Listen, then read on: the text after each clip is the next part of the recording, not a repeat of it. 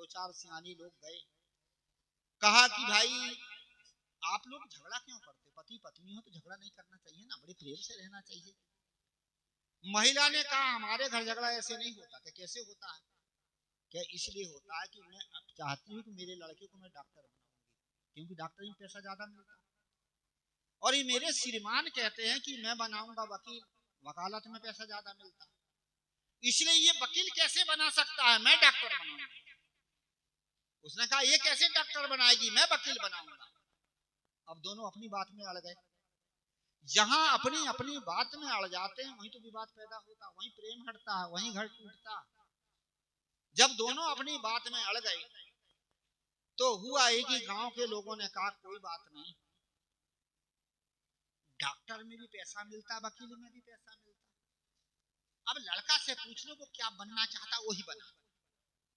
कहे अभी तो पैदा ही नहीं हुआ। तो पागलो, जब पैदा नहीं हुआ अभी तो पेट ही में है, क्या तो अभी सब डॉक्टर वकील बनाने लगे? ये है हमारी हट, ये है हमारा स्वभाव, और ये पूर्व संस्कारों का ये हट है। आज ज्ञान के द्वारा उसको हम मिटा सकते हैं। ज्ञानी आदमी अपने स्वभाव को देख करके समझ लेता और अपने को बचा लेता। अनजान आदमी के पास अपने स्वभाव संस्कार देखने की ताकत नहीं है। कब होती? जब इस संतों का सत्संग मिले, ज्ञान मिले, तो अपनी भीतर की आंख खुलती, माने विवेक दृष्टि, और विवेक दृष्टि के द्वारा हम अपने स्वभाव को देख सकते हैं, अपने संस्कार को देख सकते हैं और अपने आप को ठीक कर सकते हैं। इसलिए मैं बता रहा था कि कपिल कौन है? ये ज्ञान है जो हमारे जीवन को बदल देता है। ये काया नहीं पलटती, काया तो जैसे ही की तैसे ही रहेगी। केवल क्या होता है कि आदमी का मन पलट जाता, और मन पलट गया तो जीवन पलट गया।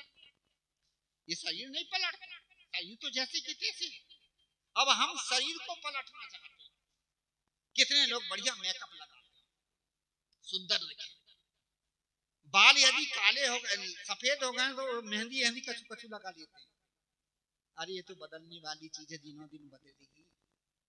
मन को बदलो तब ठीक है। आदमी मन कहाँ बदल। उज्जैन से रेलगाड़ी में आ रहा था और एक ठीक मेरे सामने एक लड़की बैठी, और वो लड़की सवेरे सवेरे उठी, बाथरूम में गई और वहां से आई, मुंह धो धा के एक पाउडर निकाली और मुंह में लगाई, ऐसे किस्मू की किस्मू कुछ नाम था उस पाउडर का। फिर उसके बाद में लिपस्टिक लगाई, लाल लाल, ऐसी लगा कि बिल्ली चूहा मार के आई ऐसी। फिर काजर लगाई। मैंने हंस दिया कि गुरुजी क्यों हंस रहे हो? उनका ऐसे ही हंसी आ गई। उनका बहन कहाँ से आ रही बेटा? क्या उज्जैन से आ रही हूँ। मैंने कहा उज्जैन से जब आ रही हो तो महाकालेश्वर का मंदिर है, वहां तो दर्शन करने जाती हो क्या? गुरुजी जाती हूँ। तो मैंने कहा बहुत बढ़िया। मैंने कहा बता तुम किसको मानती, क्या भगवान को मानती?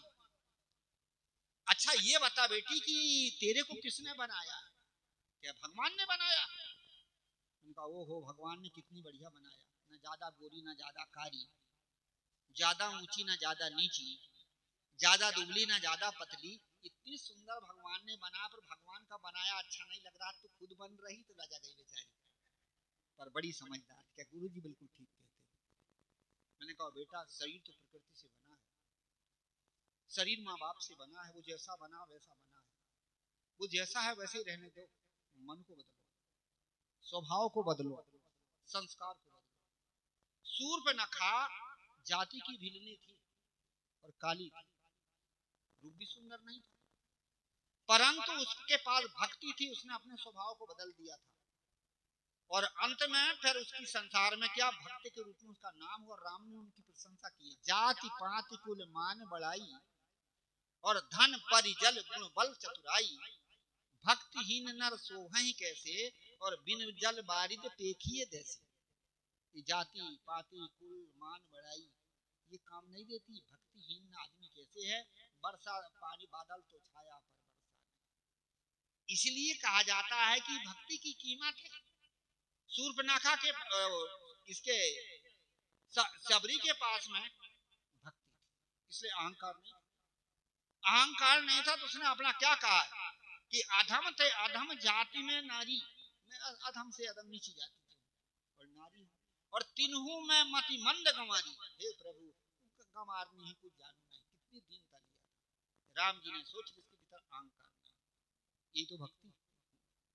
भक्ति का अर्थ होता भावना की पवित्रता हमारे भीतर में हो गई। फिर अहंकार किस चीज का? शरीर का अहंकार, धन का अहंकार, परिवार का अहंकार, ये अहंकार मत करो। स्वाभिमान करो कि हम मानव हैं, हम अच्छे बन सकते हैं, ये अहंकार। एक होता पर चीज का अहंकार, धन का, रुपया का, पैसा का, शरीर का। और एक अहंकार होता स्वाभिमान, आत्मबल में मानव हूं, मैं श्रेष्ठ हूं, मैं सब कुछ कर सकता हूं। तो शिवरी की संसार में कीमत और सूर्पनखा कितना सुंदर रूप बना के आई थी। रुचिर रूप धरी प्रभु पह जाई, बड़ा सुंदर रूप बनाई थी। और क्या कहा? बोली वचन अधिक मुस्काई। और आगे क्या बोल रही है? तुम सम पुरुष न मोसम नारी, और यह संजोग रचा विधि भारी। है प्रभु, तुम्हारे जैसे पुरुष और मेरे जैसी नारी नहीं है, इसे तुम मेरे साथ शादी कर लो। राम जी ने समझ गए, इसके पास सुंदरता है पर सील नहीं। दो चीज होती, सुंदरता होती शरीर के चेहरे की बाहर की, और सील होती भीतर की विनम्रता। जिसके पास विनम्रता आ जाए, जिसके पास संयम आ जाए, जिसके पास सील आए, वही संसार में सुंदर माना जाता है। सील का अर्थ होता संयम, कैसे बोलना, कब बोलना, कहाँ बैठना, कैसे करना, इसी का नाम सील है। और सूर्पनखा के पास में ये चीज नहीं थी, इसलिए सीलहीन आदमी कुछ भी कह दे, कुछ भी कह दे, कुछ भी कह सकता। इसलिए सीलहीन को क्या कहा? नकटा और नकटी। नाक कट गई ना उसकी, जान गए कि इसके भीतर सील है ही नहीं, तो एक ही नाक ही काट लो। शरीर की, चेहरे की शोभा नाक से, नाक नक्शा ठीक हो, सुंदर दिखता है ना। और आदमी की जीवन की जो शोभा होती है वो नाक नक्शा से नहीं होती, वो सील से होती है। सूर्पनखा की नाक नक्शा तो ठीक थी पर सील ढील नहीं थी, इसलिए राम जी ने जान गए कि भीतर से तो कटी कटाई है, ऊपर से भी काट और कटवा दी। कभी कभी नहीं कोई गलत बाल बच्चे निकल जाते, नकटा नकटी, माँ बाप की नाक कटा दिया, कहते कहते नहीं। नाक का अर्थ है मर्यादा। जिसने मर्यादा को बर्बाद कर दिया उसकी नाक कट गई, चाहे वो नाक कितनी अच्छी हो, कितनी सुंदर हो, परंतु मर्यादा। मर्यादा का अर्थ होता कब, किस समय, कैसे बोलना, कैसे नहीं बोलना, इसका नाम है मर्यादा। और सूर्पनखा के पास मर्यादा थी। एक चुटकुला मुझे याद आ गया, कभी कभी कहा करता हूं कि किस समय कैसे बोलना, नहीं बोलना या चुप रहना। एक व्यक्ति था और व्यक्ति की क्या हो गई कि बहन माता मर गई। जब माता मर गई तो बेचारा रोने लगा, माँ है भाई, रो आई तो आएगी। गांव की महिलाओं ने समझाया पर समझ नहीं रहा था, तो गांव की महिला ने कहा अभी नहीं समझते का लौट के थोड़ी आ जाएगी, हम तुम्हारी माँ हैं। तो सब समझ गए। उसके बाद में फिर 6 महीना बीता, बहन मर गई। बहन मर गई तो फिर रोने लगा। गांव की महिलाओं ने समझाया पर समझते नहीं था, तो कुछ महिलाओं ने कहा हम तुम्हारी बहन हैं, अब राखी हम मानेंगे। चुप गया। कुछ दिन बीता, फिर पत्नी मर गई, फिर लगा रोने। अब गांव की महिलाएं समझाने लगी, समझते ही नहीं। तो कुछ महिलाओं ने कहा पागल हो गए, माँ मरी तो समझाए समझ गए थे, बहन मरी तो समझाए समझ गए थे, और आज पत्नी इतनी प्यारी हो गई कि समझ नहीं रहे हो। उसने कहा माँ मरी थी सब तो कहते थे कि हम तुम्हारी माँ हैं, बहन मरी तब सब कहते थे हम तुम्हारी बहन, आज तो कोई कच्चू नहीं कह रहे, कौन कह दे हम तुम्हारी पत्नी है। कहानी का तात्पर्य है शब्दों वाणियों में संयम होना, इसका नाम है सील। भड़ाक से कुछ भी शब्द बोल दिया, कुछ भी उल्टा पलटा बोल दो, सीलहीन है। दूसरी चाल चलन बढ़िया होनी चाहिए, जिसकी चाल और ढाल अच्छी होती। चाल का मतलब स्वभाव संस्कार, जिसके अच्छे होते संसार में उसकी कीमत होती है। जिसके स्वभाव संस्कार अच्छे नहीं होते उसकी कीमत नहीं होती, रूप रंग की कीमत नहीं होती है, ऊपर से देखने के लिए होती है, पर कुछ दिन के बाद स्वभाव और संस्कार वाला आदमी अच्छा माना जाता है। सदाचार की संसार में कीमत होती, जो सदाचारी होता है वो सबको प्रिय होता है, जो दुराचारी और गलत होता है वो सबको खराब लगता है ना। इसलिए अच्छे आचरण की कीमत होती है। जब ये माताएं बहनें भोजन बनाती और आप लोगों को सामने देती हैं, रोटी दाल भात जो भी सब चीज दे देती है, उसके बाद में आप एक चीज और मांगते, दाल भात सब्जी रोटी मिल गई तो भी मांगते हो एक चीज, कौन? चटनी अचार मांगते हो ना।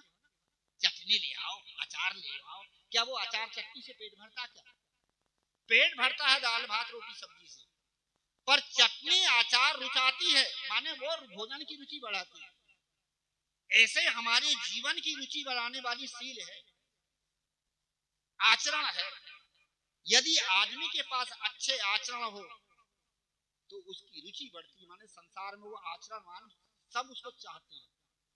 और जिसके पास सी आचरण अच्छे नहीं है तो इसलिए आचार की कीमत होती है, माने आचार की मांग होती है। सदाचारी की जो है आचरण वाला उसकी मांग होती है। अभी आचार कैसे बनाते हैं? अचार बनाने के लिए विचार की जरूरत पड़ती है। जब अचार बनाओ तो विचार करना पड़ता, कितना नमक डालना, कितनी राई डालनी, कितनी मेथी डालनी, कितना क्या डालना, कब उल्टाना, कब धूप दिखाना। इसी प्रकार से जब यदि विचार से अचार बना हो तो अचार सड़ता नहीं, और विचार से अचार नहीं बना तो अचार सड़ जाता है। इसीलिए हमारे आचरण को ठीक बनाने के लिए संतों के विचार की जरूरत है।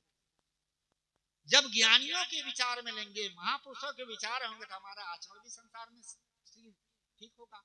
मैं बता रहा था कि आदमी की कीमत होती है उसकी सील, और शूर्पणखा की नाक कटी का अर्थ उसके पास सील नहीं, विनम्रता नहीं।